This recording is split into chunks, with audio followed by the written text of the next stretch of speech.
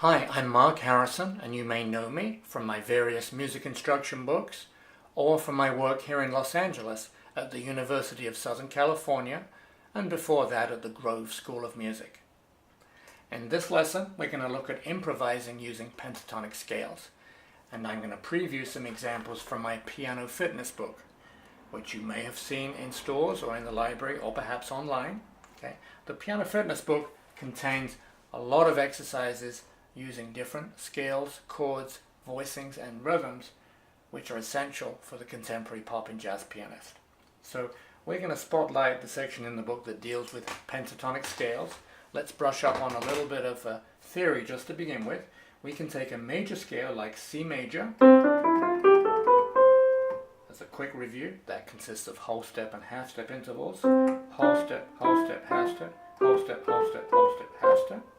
If we take a major scale such as C major and we remove the 4th and 7th degrees, we're left with the notes C, D, E, G, A, and that is a C pentatonic scale, sometimes referred to as a major pentatonic scale in some textbooks. Okay, that's an important improvisation tool for the pop and jazz musician. Okay, so in piano fitness we play all of those pentatonics in every key. For example, ascending in one or more octaves like this is C pentatonic over a 2-octave range. Okay, you'll get to play that in every key with backing tracks in the book. Okay, and then improvisationally we get to work on it a little more by extracting certain groups of notes from the scale. It's kind of where it gets a bit more interesting. So, for example, if I took successive groups of 3 notes from C pentatonic, the first group would be C, D, and E. The next group would be D, E, and G. The next group, E, G, and A, and so forth.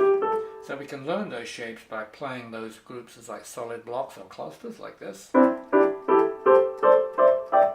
then we can split them up and arpeggiate them like this. And we do all that in the book in 12 keys. Okay, so then we can use that framework to improvise over different chords. For example, a C pentatonic scale, as you might imagine, works over a C major chord. It also works over an A minor chord, that we can say that the scale is being built from the 3rd of an A minor chord. Also works on other chords, like for example it can be built from the 5th of an F major chord. These sounds are all very common rock and pop sounds. Okay, so if I combine that idea with the idea of extracting these little 3-note groups, let's see how that might work placed over some of these different chords in my left hand. So let's see.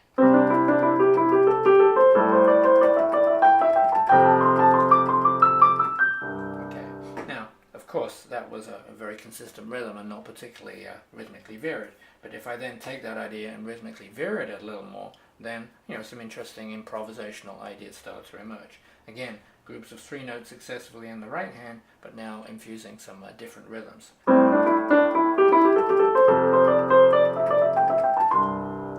Some interesting stuff there. Okay, one other area to look at tonight in the piano fitness book is the use of 4-note subgroups within a pentatonic scale. So we can take 4 notes successively, let's say from C pentatonic again, the notes C, D, E, and G. And then the next group might be D, E, G, and A, and so forth. Again, we can warm up on those as solid clumps like this, and then we can play the notes as single notes. Again, we have this exercise in 12 keys in the book. And again, if we take that idea, rhythmically vary it in an improvisational context, some interesting things can happen here.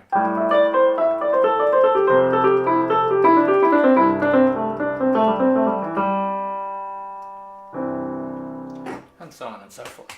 So, I hope that's an interesting insight into some of the uses of pentatonic scales.